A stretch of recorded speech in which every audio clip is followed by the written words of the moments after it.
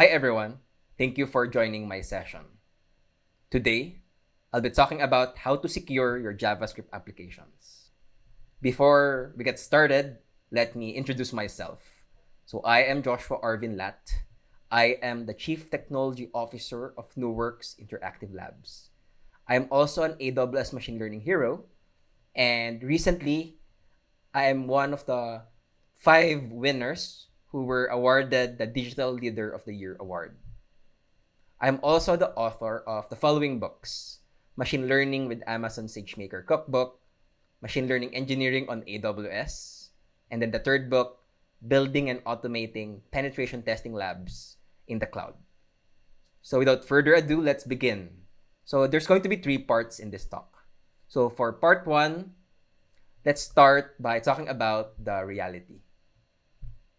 So what do we mean by the reality?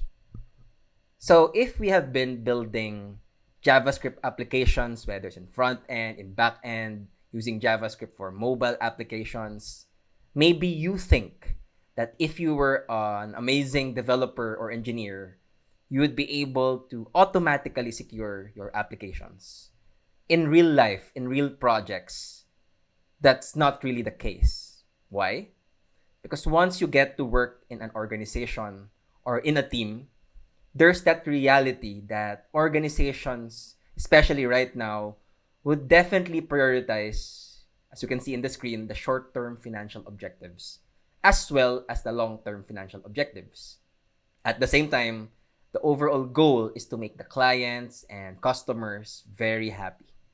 So, what does that mean? What's the implication? The implication there is there's that chance, a very big chance, that we'll all be focusing on the features and less on the engineering best practices as well as the security best practices, left alone compliance.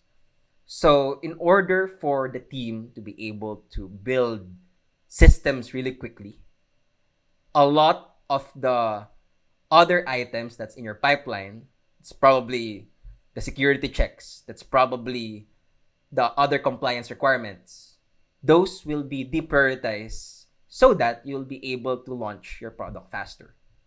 It happens to all companies, whether big or small, whether you're in a startup, because right now, a lot of the leaders and managers would say, well, there's nothing to secure if there's no business, so let's focus on the business first.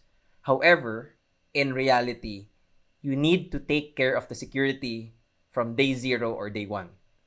Because security is kind of tricky to include once the app is already running. It's not just about adding firewalls to an existing JavaScript application. You have to make sure that the developers are already aware of the different security implications and risk and threats available so that when they build the system, it's already secure and hardened. In addition to that, developers usually know a lot about the best practices from the development end. They may know a few security best practices as well. However, in reality, most developers have no idea how an attack really works. Because for one thing, being a developer is already hard enough, and they have to learn a lot of things already. Right now, if you want to become a developer, it will probably take you 2 months, 3 months, 6 months, or even a year of experience before you're really able to contribute to more complex projects. How about you spend another 1 to 2 years or 3 years trying to learn how to secure your JavaScript applications? So one of the ways to help us understand what to prioritize and what to do when it comes to security, one of the more important things is for us to understand what we call the cyber attack chain. So let's start with a simple example. Right now, a developer would probably think that this is code which has harmless lines of code. In most cases, they would say, oh, there's that evil statement there, which technically evaluates that expression, and that could be used to compromise the entire application. So if this piece of code is part of an overall web application, developers would say that's risky. So before we go into that, let's first check how this application works. Let's start by entering a mathematical expression. So you input 1 plus 1 and your application behaves normally. So it produces 2. So amazing, right? So your application is supposed to do what it's supposed to do. That's the bare minimum requirement. However, most developers, even though they know that using the eval statement is not recommended, they don't know how their applications would be compromised because it's not really part of their training.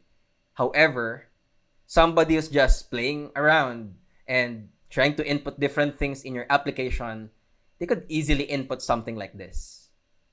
And what would the output be? It would create a hello.txt file where the server files are running inside the production server. So very scary because this well-crafted input is used by a potential attacker in order to perform something which shouldn't be happening in the first place. The application you built is just supposed to evaluate a mathematical expression. And for some reason, your application was used to misbehave or to do something which it shouldn't have, which is in this case, to create a hello.txt file. Is it really that bad? I mean, what more can you do with this example? What if a potential attacker runs the following command in a different server? So let's call that the attacker machine. So the attacker machine is different from the target machine. So the target machine is your production server where this application is running. So again, this is kind of simplified because the lines of code I've added, they're basically just there as a standalone line of code. In reality, that eval statement, that block of code may be part of a larger web application. So going back to this example, if the hacker or the attacker runs the following command, what happens there is the attacker machine listens and waits for the malicious input to be pushed to your vulnerable application. So this time, the moment that that specific block of code is invoked again, and instead of entering or inputting a mathematical expression, you input this instead. And the IP address is now replaced with the public IP address of the attacker machine. So what happens here is that the victim machine, the target machine, now connects back to the attacker machine. And what happens there is the attacker would now be able to run commands as if it was his or her own machine, similar to SSH. So very scary because the moment the attacker has direct access to your machine using something called a reverse shell, then it's technically game over for that machine. The next steps there would be for the attacker to perform other types of attacks, maybe look for other passwords, look for databases there, download the data, and use the data collected to basically perform other malicious actions. In other cases, it's possible for the attacker to perform something called IAM privilege escalation. So if your application is deployed in the cloud and the server where your application is running, there is a big chance that other attacks and chains and sequence of steps would be performed by the attacker after the initial set of actions. Again, it's a chain. It doesn't end with this simple set of steps. There would be other more steps that the attacker would do. So on your end, it's important that you practice code review. You have code review sessions in your team, and you need to have someone knowledgeable about these types of security best practices. Because even if you guys know that it's not recommended why we should not use eval, you should be able to explain and demonstrate why that's the case. Now let's proceed with part number 2. Let's now talk about how to secure machine learning powered JavaScript application. So right now, there's a lot of innovations and new solutions when it comes to AI and machine learning. Right now, you've probably heard about large language models. And at the end of the day, these large language models would be deployed inside a server, right? However, in some cases, when you have to build AI-powered applications or machine learning-powered applications, you usually no longer need to follow this set of steps. So when you have the time, the money, and your organization has their own data, they would be able to build machine learning models. So you start with data collection, you prepare the data, you do feature engineering, you perform a bit of analysis, and then after model training and hyperparameter tuning, you evaluate the model or models, and then you choose the best one, and then you deploy. So the moment you deploy the model, it's now usable by other applications so that they would be able to mimic human intelligence. So for example, let's say that there's an image of a cat and you uploaded that image of that cat to a mobile application, and then your mobile application pushes it, let's say, to a JavaScript server. That JavaScript server utilizes a machine learning model to perform inference, basically to predict if it's a cat or not a cat. And then you return the response back to the mobile app. And then there you go. The user would receive if it's a yes or a no. So the input would be image, and then the output would be 1 or 0. So if it's 1, it's a cat. If it's 0, it's not a cat. So basically, that's how machine learning powered applications work. In the past, you would generally have to deploy it inside a server using various different approaches or techniques. However, right now, there's now an option to even deploy your machine learning model in the browser. So wow, right? So using JavaScript, you would be able to deploy your machine learning model in the browser. So in the left-hand side, you can see that, yes, you can deploy your machine learning model on the server side. And then on the right-hand side, you can see that you can deploy your machine learning model in the front-end side. So what happens there is the browser is able to download your machine learning model from the backend. And then there, from within the browser, you can do a lot of awesome stuff there already. So there's no longer any more back and forth after the initial request, because everything is going to happen inside the browser. So for example, continuing the example earlier about that cat being pushed to the machine learning model in the backend, instead of that image being pushed to the backend from the front end, what happens instead would be the image of that cat stays in the front end. And the machine learning model in the front end also, in the browser, what happens there is the inference happens in the browser. And the model responds whether it's a cat or not a cat. But this time, that request no longer reaches the backend, the server, because the model is already in the client side, the browser. So why do this? What's the advantage of this approach? The advantage of this approach is that, number one, you can work offline. And then there are no servers needed if the model is in the front end, right? Second, it helps with data privacy because the request from the browser no longer reaches the backend. And there's better latency also because there's no more back and forth from the front end to the back end and back to the front end.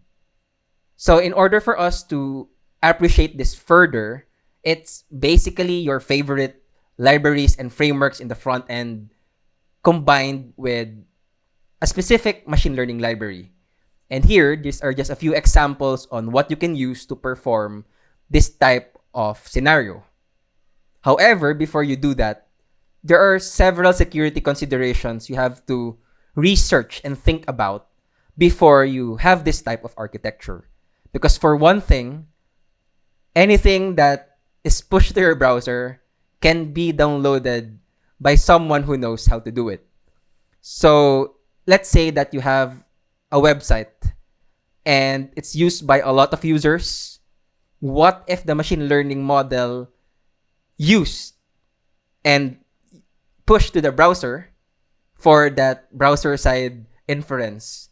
What if it's downloaded by your users and they create a new website using the same model?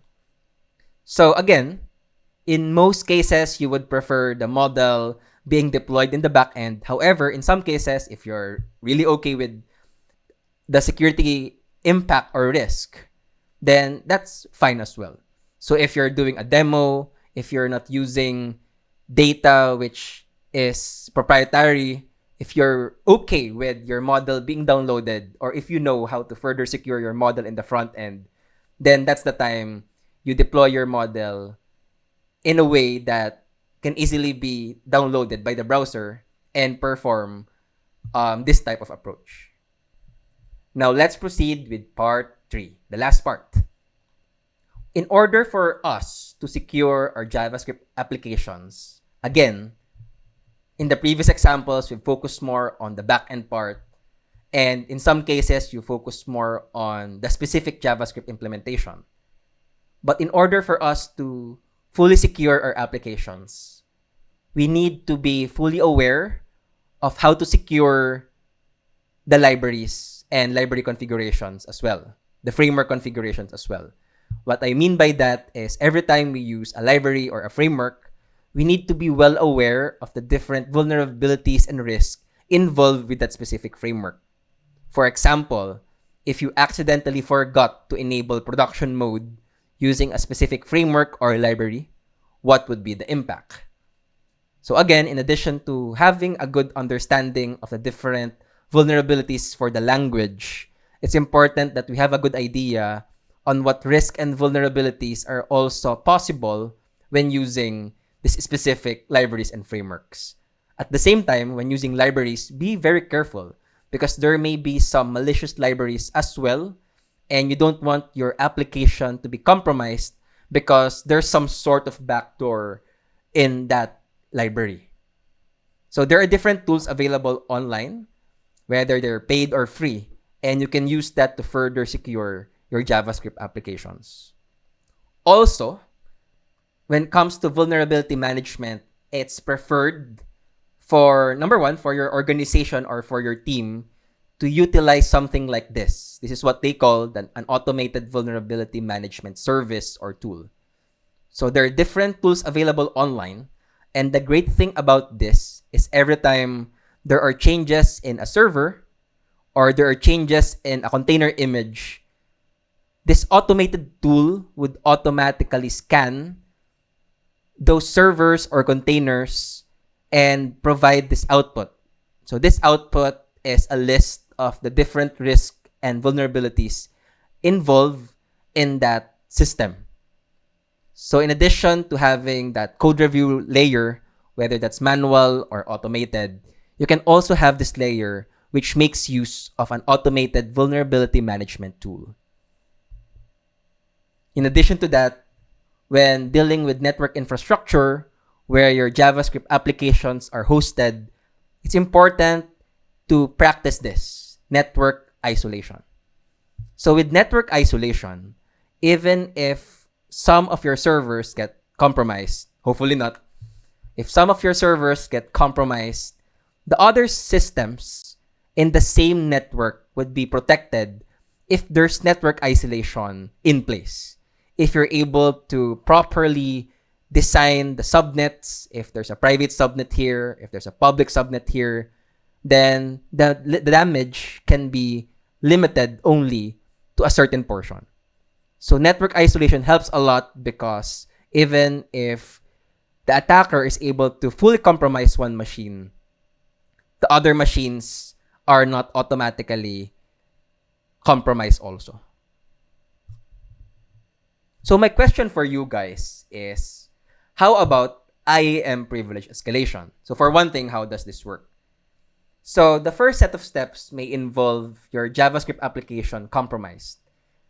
And then let's say there's that reverse shell and your attacker is able to access the server.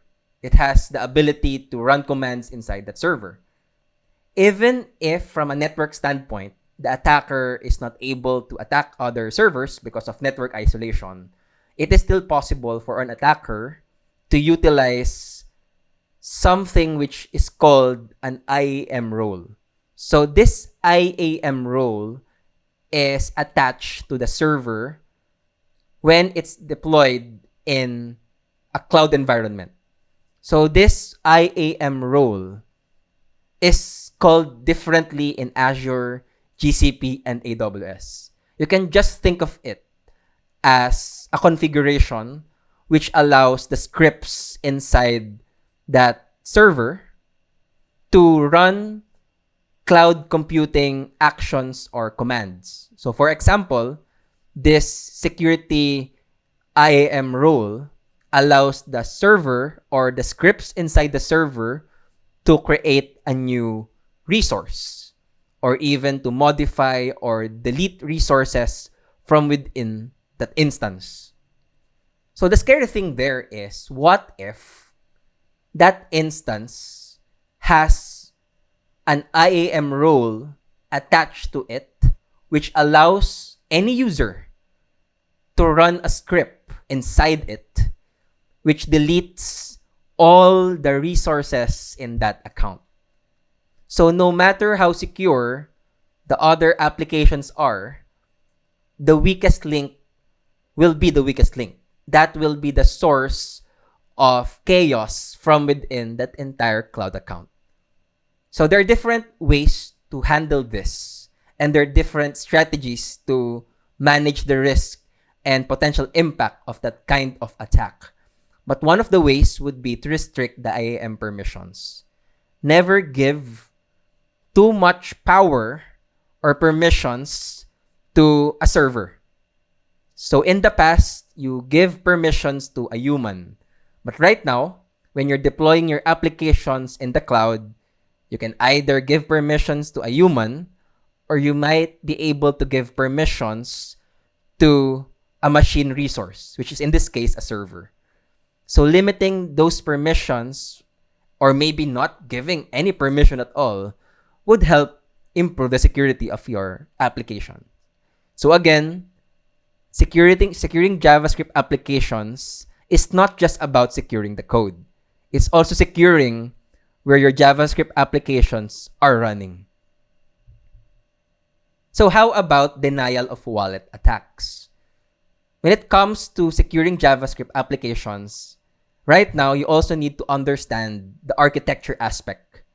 What if you have a serverless implementation or architecture which uses AWS Lambda and JavaScript to process web requests? So AWS Lambda is a function as a service which processes an event and provides a response or an output. So if you have a web API that can be your back-end web server, but behind the scenes, you have a serverless web API resource, and you also have serverless functions which processes each of the requests. Having a good idea on how the finance aspect works would help you, because if your application is not able to process denial of service attacks well, then you might encounter a similar issue here where you might be surprised that your cloud bill would be amazingly large. When I say amazingly large, you wouldn't be able to pay the bill at all because there's too much request which force your infrastructure to scale automatically. And then you have to pay a lot of money because you pay for what you used in a cloud platform. So this affects different cloud providers, and it's important that you're aware that this attack is possible because it's going to really cost money, which would then close that cloud account. So in order to protect against denial of wallet attacks, number one, you need to be aware that that's possible. And second, you need to be able to include in your plan and architecture how to deal with DDoS and denial of wallet attacks. So that's pretty much it. In this session, we learned a lot of things. There were 3 parts. The first part focusing more on the JavaScript code and making sure that the developers are well aware on how that JavaScript code can be used to compromise the overall system and server. The second part involves how to secure your JavaScript applications which are machine learning powered. And the third part focuses more on the other aspects like securing the libraries and frameworks use, as well as the other aspects like the infrastructure and the network as well. So thank you again for listening to my talk and hope you learned something new. Have a great day ahead, guys. Bye-bye.